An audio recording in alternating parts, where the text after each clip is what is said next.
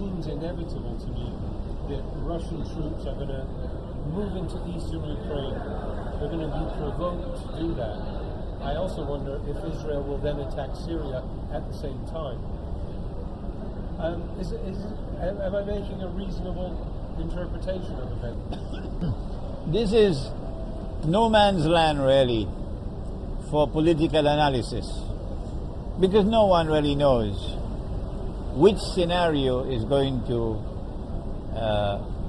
evolve. What is certain now is that Russia is operating on the basis of a very mature and wise policy. They're not jumping. No, they're taking their time. And when they act swiftly and firmly. They did so in Georgia in 2008 and gave the Zionist world a slap on its face that is still stinging to this day.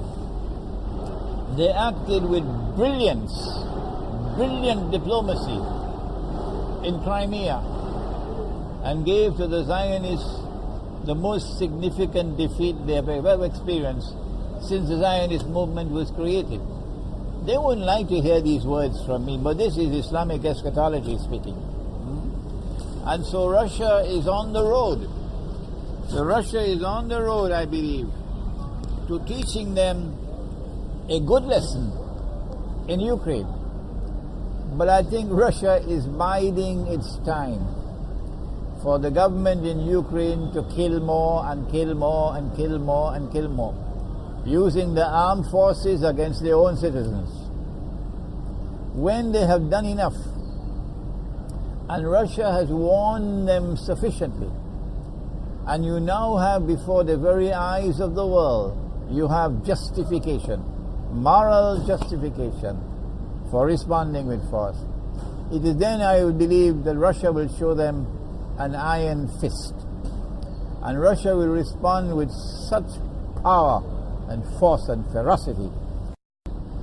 It seems to me that so much of our news is fabricated, false, put out to persuade public opinion, as if public opinion matters. And that is my question to you.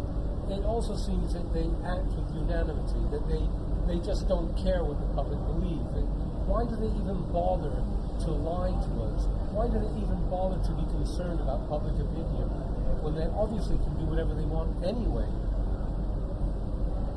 It is a part of Dajal's strategy to seek to brainwash you. Our Prophet said so, that he comes with a river and a fire, but his fire is a river and his river is the cool waters. His river is a fire and his fire is a river. So he has a PhD in deception.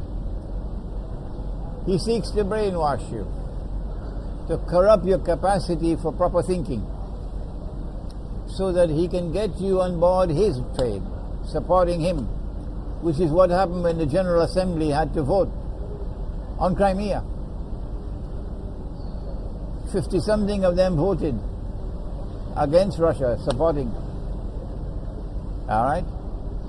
So they are very concerned about public opinion. That's why they take control of television, of newspapers, of the radio, the news media. Okay? They buy journalists. They pay journalists and so on. But all that they did, and they're planning for Crimea, was for the last 100 years. And at the end of the day, guess what happened? They planned their plan and Allah planned his plans.